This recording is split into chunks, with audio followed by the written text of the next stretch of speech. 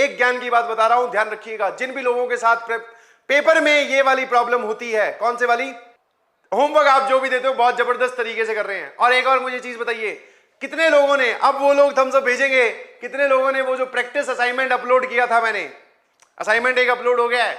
कुछ लोग सर गुजारे हैं सर कौन सा असाइनमेंट कहां अपलोड हुआ, आपकी ऐप पर और वेब वर्जन पे अपलोड हो चुका है। कितने लोगों ने वो सॉल्व कर लिया, जल्दी से बताइए, जल्दी जल्दी जल्दी। यस यस यस एवरीवन, बताइए please. Is that assignment is done और नॉट डन? ठीक है, डन है। असाइनमेंट की बात कर रहा हूं, आपके ऐप पर अपलोड हो चुका है। हाँ सर देखेंगे फिर आज। जिन लोगों ने नहीं सॉल्व किया उनसे मेरी रिक्वेस्ट है, प्लीज आप उसको सॉल्व कर लीजिए। टाइम बाउंड कंडीशन में 10 सवाल है तो आपको हार्डली आधा घंटा लगना चाहिए। यस, हमेशा जो भी सवाल आप घर पे प्रैक्टिस करें।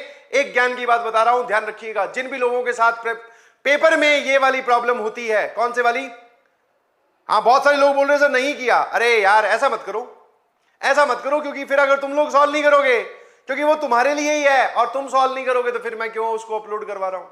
तो प्लीज आप सॉल्व कीजिएगा। कोई बात नहीं, अगर आपने नहीं सॉल्व किया तो सॉल्व करें और उसके डाउट्स आप इधर उधर ना पूछें उस असाइनमेंट के, बिकॉज उसका वीडियो सॉल्यूशन भी अपलोड कर दिया जाएगा, उसका वीडियो सॉल्यूशन भी अपलोड कर दिया जाएगा ना। हाँ मिल जाएगा आपको, कल अपलोड हुआ था वो, कल वाली डेट पर जाके देखना, वहां पे आपको प्रैक्टिस असाइनमेंट नाम से मिल जाएगा। 10 सवाल हैं, आधे घंटे में आपको सॉल्व करना है। और ज्ञान की बात सर आप क्या बता रहे थे, आप बता दीजिए। वो ये है कि जब भी आप पेपर में, जिन लोगों के साथ टाइम की दिक्कत होती है कि सर मैं टाइम नहीं मैनेज कर पा रहा, मैं फिजिक्स केमिस्ट्री कर पाया, मैथ मेरी आधी रह गई, या फिर मैं मैथ फिजिक्स कर पाया, केमिस्ट्री आधी रह गई, इस टाइप की दिक्कत को अगर आप दूर करना चाहते हैं तो क्या करेंगे, जो भी आप घर पे प्रैक्टिस करें, घर पे मैक्सिमम प्रैक्टिस सर हम घर पे ही करते हैं लेक्चर्स देखने के बाद में, तो आप जो भी प्रैक्टिस घर पे करें वो टाइम बाउंड कंडीशन में होनी चाहिए। सर क्या मतलब है टाइम बाउंड कंडीशन में? टाइम बाउंड कंडीशन मतलब मान लो कि आपने 30 सवाल सॉल्व करने हैं आज मैथ्स के, तो 30 इंटू 3 ऑन एन एवरेज कितना हो गया, 90 मिनट। 90 मिनट बोले तो सर 1.5 घंटा, 1.5 घंटे में आपको वो सवाल सॉल्व करने हैं। यस, हाँ ऐसा होगा जब आप वो 30 सवाल सॉल्व करने जाएंगे, जब आप वो 30 सवाल सॉल्व करने जाएंगे तो हो सकता है उन 30 में से आप 15 ही कर पाओ 1.5 घंटे में, कोई बात नहीं सर, पेपर में भी तो ऐसा ही होता है। ठीक है, हाँ क्लॉक पैरेलल में चलती रहनी चाहिए, क्योंकि सर जब घड़ी स्टार्ट हो जाती है तो एंग्जाइटी बढ़ जाती है, हमें वो घड़ी ये बताती है कि भैया तुम पीछे चल रहे हो, और ये काम पेपर में होता है। तो वही माहौल आप घर पे बनाएं। जितनी भी प्रैक्टिस आपको करनी है, केमिस्ट्री हो, फिजिक्स हो, मैथ्स हो, टाइम बाउंड प्रैक्टिस करेंगे। कैसी प्रैक्टिस करेंगे? टाइम बाउंड प्रैक्टिस हमेशा। हाँ, घड़ी को देख देख कर कि भैया मैंने इतने बजे स्टार्ट किया था, इतने बजे खत्म करूंगा। और जब आप वो सवाल सॉल्व कर रहे हो तो बिल्कुल उसी नेचर में सॉल्व कीजिएगा जैसा पेपर में करते हैं। और पेपर में सर कैसे करते हैं? आसान सवाल पहले, वो वाला सवाल आपको 30 में से मैक्सिमम करके निकलने हैं। मैं ये नहीं बोल रहा हूं सारे करके निकलने हैं, वो तो होगा भी नहीं, समझ में आया? 30 में से आपको मैक्सिमम सवाल वहां से सॉल्व करके निकलने हैं, मैक्सिमम।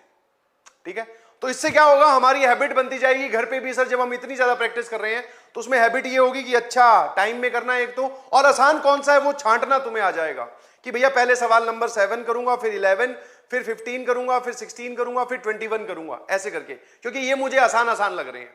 उसके बाद में थोड़े टफ, और फिर उसके बाद में और टफ, ऐसे करते हैं। क्या किसी को कोई दिक्कत है? जल्दी से बताओ। एवरीवन एवरीवन एवरीवन, क्या कोई दिक्कत है बेटा?